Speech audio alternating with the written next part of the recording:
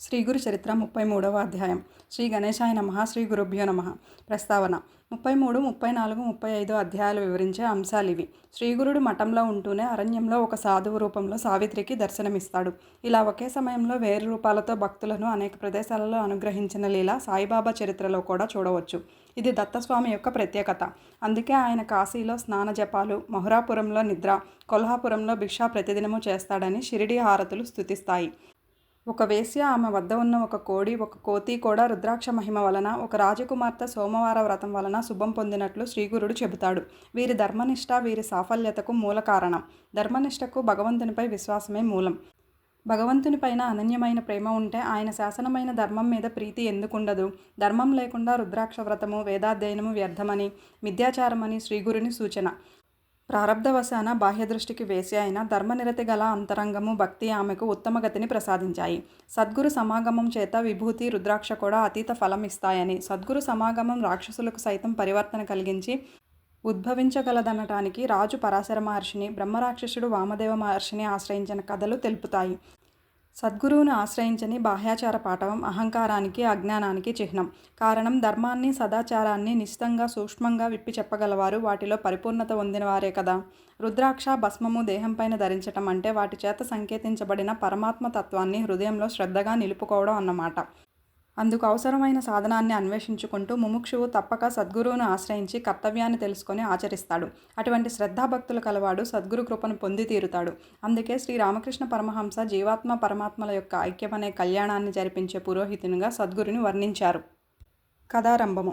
నామధారకునితో సిద్ధయోగి ఇంకా ఇలా చెప్పారు. దత్తుడు, సావిత్రి ఆ రోజు అక్కడే నిద్ర చేసి మరుసటి రోజు తెల్లవారుజామునే స్నానం చేసుకొని శ్రీగురుని దర్శించారు. అప్పుడు సావిత్రి నమస్కరించి ఆయనతో ఇలా అన్నది. స్వామి, నిన్న నేను శోకిస్తున్నప్పుడు ఒక యోగీశ్వరుడు వచ్చి నాకు ధర్మం ఉపదేశించి రుద్రాక్షలు, విభూతి ప్రసాదించారు. ఆయనెవరు? ఆయన చెప్పినట్లు చేయబట్టే మాకింతటి మహద్భాగ్యం కలిగింది. మరలా వారి దర్శనం మాకెక్కడ లభిస్తుంది అన్నది.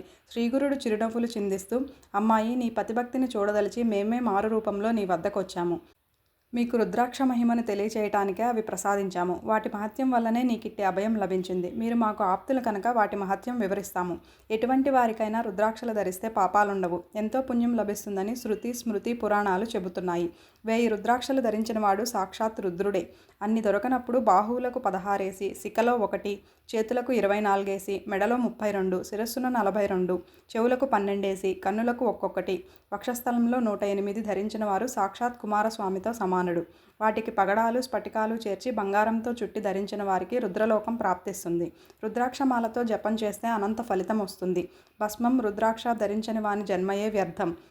అది ధరించి స్నానం చేస్తే గంగా స్నాన ఫలితం ఉంటుంది. ఏకాదశ రుద్ర మహామంత్రంతో రుద్రాక్షను అభిషేకిస్తే శివలింగాన్ని అర్చించినంత ఫలితం ఉంటుంది. రుద్రాక్షలలో ఏకముఖి జన్మరాహిత్యమే ప్రసాదించగలదు. ఎటువంటి రుద్రాక్షలు ధరించినా 4 పురుషార్థాలు సిద్ధిస్తాయి. పూర్వం కాశ్మీర దేశంలో భద్రసేనుడనే రాజుకు తారకుడనే కొడుకు, మంత్రి సుధర్ముడికి సద్గుణుడనే కొడుకు ఉండేవారు. వారెంతో ప్రేమతో మసులుకుంటూ ఎట్టి ఆభరణాలు లెక్క చేయక రుద్రాక్షలు ధరించి శివారాధన చేసి కానీ భోజనం చేసేవారు కారు. ఒకనాడు పరాశర మహర్షి రాగా భద్రసేనుడు ఆయనను పూజించి ఆ బిడ్డలిద్దరి విచిత్ర వైఖరికి కారణమేమో చెప్పమని ప్రార్థించాడు. ఆ ముని రాజా వెనుక నంది గ్రామంలో మహా సౌందర్యవతి, శ్రీమంతురాలు అయిన మహానంద అనే వేశ్య ఉండేది. ఆమె గుణవంతురాలు, స్వేచ్ఛాచారిణిగా జీవించక పెద్దల వలన సకల ధర్మాలు తెలుసుకొని దానధర్మాలు చేస్తూ జీవిస్తుండేది. ఆమె నిత్యం అలంకరించుకొని తన ఇంట ఉన్న మంటపంలో నృత్యం చేసేది. ఆ మంటపంలో ఒక కోడిని, ఒక కోతిని పెంచుతూ ఉండేది. వాటిని ఆమె వినోదం కోసం రుద్రాక్షలతో అలంకరించేది. ఒకనాడు మహాధనికుడు, శివవ్రత దీక్షితుడు అయిన ఒక వైశ్యుడు ఆమె ఇంటికి వచ్చాడు. అతని ఒంటి మీద విభూతి, చేతులకు రత్న కంకణాలు, అతని చేతిలో సూర్యునిలా వెలిగిపోతున్న రత్నలింగము ఉన్నాయి. దానిని చూసి ఆ వేశ్య ఆశపడి తన సఖి చేత కబురు పంపింది. అతడు ఆ మంటపంలో కూర్చొని మహా సౌందర్యవతి అయిన ఆ వేశ్య తనను సంతోషపెట్టగలిగితే ఆ లింగం ఇస్తానన్నాడు. ఆ వేశ్య అందుకు సంతోషించి 3 రోజులు పతివ్రతా ధర్మమును అనుసరించి అతనిని సేవించగలనని తన సఖి చేత చెప్పించింది. ఆ వైశ్యుడు ఆ మాట విని నవ్వి, కులస్త్రీ వలె వేశ్యకు అదెలా సాధ్యమని విమర్శించాడు. అప్పుడు ఆ వేశ్య, నా విషయంలో మీకెట్టి సందేహమో అక్కర్లేదు. నేను త్రికరణ శుద్ధిగా ఈ 3 రోజులు పాతివ్రత్యం అవలంబించగలను అని చెప్పి ఆ లింగంపై చేయి వేసి సూర్యచంద్రుల సాక్షిగా ప్రమాణం చేసింది. ఆ వైశ్యుడు ఆ శివలింగం ఆమె చేతికిచ్చి, ప్రేయసి, ఇది నాకు ప్రాణంతో సమానం. దీనికేమన్నా అయితే నేను ఉరిపోసుకుంటాను అన్నాడు. ఆమె దానిని ఎంతో శ్రద్ధగా పూజించింది. ఆ ఇద్దరూ కలిసి ఆ రాత్రికి అంతఃపురంలోకి వెళ్ళాక అదేమి చిత్రమో కానీ నాట్యమంటపం క్షణంలో భస్మమైపోయింది. ఆ కోతి, కోడి కూడా బుగ్గైపోయారు.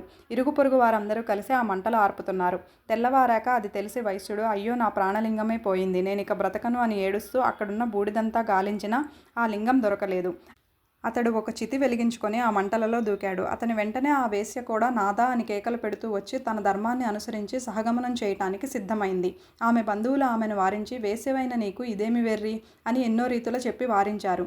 కానీ ఆమె వారి మాటలేవి పట్టించుకొనక, సూర్యచంద్రుల సాక్షిగా అతనితో పాతివ్రత్యం అవలంబించిన నాకు ఇదే ధర్మం, నేనిప్పుడు సహగమనం చేయకుంటే నాతో పాటు నా 21 తరాల వారు నరకంలో పడతారు.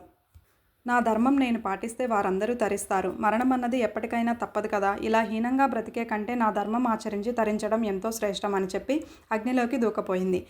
వెంటనే శివుడు సాక్షాత్కరించి, సుందరి, నీ ధర్మగుణాన్ని పరీక్షించదలిచి నేనే ఆ వైశ్యుని రూపంలో వచ్చాను. నీకిచ్చినది నా ఆత్మలింగమే. ఈ మంటపానికి నేనే నిప్పు పెట్టి నీ పాతివ్రత్య గుణాన్ని పరీక్షించాను. నీ ఇష్టం వచ్చిన వరం కోరుకో అన్నాడు. ఆమె ఆశ్చర్యపడి భక్తితో నమస్కరించి, స్వామి, నాకీ ముల్లోకాలలో ఎట్టి భోగము అక్కర్లేదు. నాకీ సంసార బంధం తొలగించి శాశ్వతమైన శివసాయుధ్యం ప్రసాదించు అని ప్రార్థించింది. శివుడు సంతోషించి ఆమెను వెంటనే కైలాసానికి తీసుకుపోయాడు. ఆనాడు నాట్యమంటపంలో అగ్నిలో పడి మరణించిన ఆ కోడి, కోతి ఈ బిడ్డలుగా జన్మించారు. పూర్వజన్మ సంస్కారం వలన శివభక్తులై భస్మము, రుద్రాక్షలు ఇంత ప్రీతితో ధరిస్తున్నారు. వీరి పుణ్యం చెప్పనలవిగానిది కనుక ఓ సాధ్వి, రుద్రాక్ష ఇంత మహిమ గలదే అని శ్రీగురుడు చెప్పారు. శ్రీ దత్తాయ గురవే నమః. శ్రీ శ్రీపాద శ్రీ వల్లభాయ నమః. శ్రీ నృసింహ సరస్వత్యై నమః.